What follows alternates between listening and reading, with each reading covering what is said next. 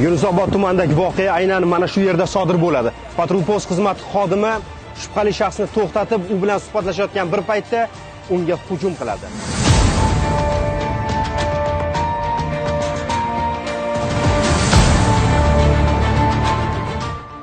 Holatga guvoh bo'lgan va xodimga birinchi tez tibbiy yordamni ko'rsatgan, uning hayotini saqlagan fuqaro bilan suhbatlashamiz. Shubhali odam ko'zga ko'rindimi o'sha ichki ishlar xodimiga? Borib qanaqalarini so'raganda, dalillasini so'raganda qarshilik ko'rsatdi. Orada nimadirlar, qanaqadir gaplar neto bo'ldimi? Shuni yonidan pichoq chiqaryapti-da, tortib yuboryapti. Bo'yniga. Keyin o'sha xodim mana qaysiga yugurib kelyapti, mana ichki ishlar mana shu yerga yiqilyapti, mana shu yerga. Mana shu joyga? Ha, mana shu joyga shunday yiqilyapti.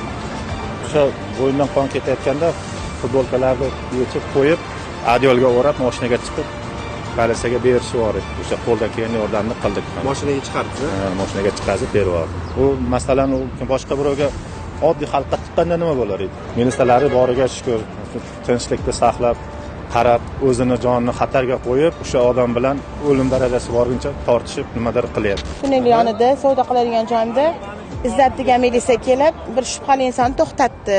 Hujjatlar bormi deb o'zini tanishtirdi ism familiyasi bilan. Senga qanaqa hujjat kerak dedi. Gulli paket ichidan olib, pichog'i bor edi. Qo'lida pichog'ini birinchi ko'krak qafasi yoniga tiqdi, keyin bo'ynini mana bunaqa joyiga tiqdi. Militsiya xodimi orqa tomondan yurib, o'g'ani tepaga chiqqandan keyin yiqilib qoldi. Qon ketish ko'payib, kuchayib ketib, kuchsiz bo'lib qolib yiqilib qoldi. Xodimga jiddiy shikast yetkazib, avtobus orqali qochishga uringan shaxs patrul post profilaktika inspektori va oddiygina fuqaro tomonidan qo'lga olinadi.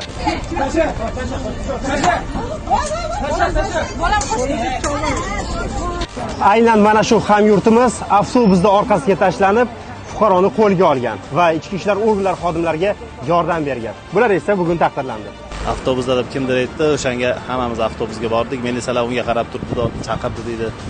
Men oldi tomondan yashirinib borib, oldidan chiqib turib, men uni ushladim deydi. Pichoqlab ushlab oldim deydi. Keyin hammasi birdaniga tashlanib ushladik hammamiz o'rtada deydi. Kerak bo'lsa, jonimizni ham beramiz.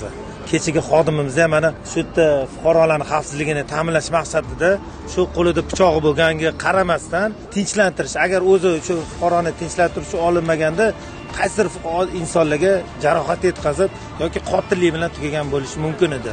Joriy yilning 19-may kuni poytaxtimizning Yunusobod dehqon bozori hududida xizmat olib borayotgan Yunusobod tumani patrul post xizmati inspektori Safdor Izzat Ibragimov yer osti tushish yo'li oldida o'tib ketayotgan fuqaro o'zining xatti-harakatlari bilan shubha uyg'otganligi sababli uni to'xtatib tekshirayotgan vaqtida yonida bo'lgan pichoq bilan to'satdan xodimga hujum qilib bo'yin qismiga jarohat yetkazgan. Xodim tezkorlik bilan kasalxonaga yotqizilib, uning hayotini saqlab qolishga erishilgan. Qanday ahvolingiz? Yaxshimisan-chi? Tezroq shifo topib keting, tezroq safga qayting, tuzalib keting. O'zingiz ehtiyot qiling. Hali tuzalib ketganingizni ko'rishamiz yana. Bemor olib kelinganligi tashxisi bo'yin oldi yuzasi sanchilib kesilgan jarohati, traxeya qalqonsimon bez, bo'yin arteriyalarini hamda venalarini jarohatlanishi bilan bemorga intensiv davo hali davom etmoqda. Barcha mutaxassislar tomonidan ko'rildi. Hozirda ahvoli stabil, bemor hushida, adekvat. Olib borilgan tezkor tadbirlar natijasida ushlangan gumondor shaxs 1963-yilda Jizzax viloyatida tug'ilgan va hozirda Jizzax viloyati Paxtakor tumanida yashovchi Hasanov Akrom Tursunovich bo'lib, 2005-yildan beri ruhiy kasalliklar dispanserida ro'yxatda turganligi aniqlandi. Holat yuzasidan Yunusobod tumani prokuraturasi tomonidan O'zbekiston Respublikasi Jinoyat kodeksining 25/97-moddasi bilan jinoyat ishi qo'zg'atilib, tergov harakatlari olib borilmoqda. Gumon qilinuvchi shaxs protsessual tartibda ushlangan. Ushbu shaxsning harakatlaridan jabrlangan fuqarolar bo'lsa, yaqin oradagi ichki ishlar organlariga yoki 102 qisqa raqamiga murojaat qilishlarini so'raymiz.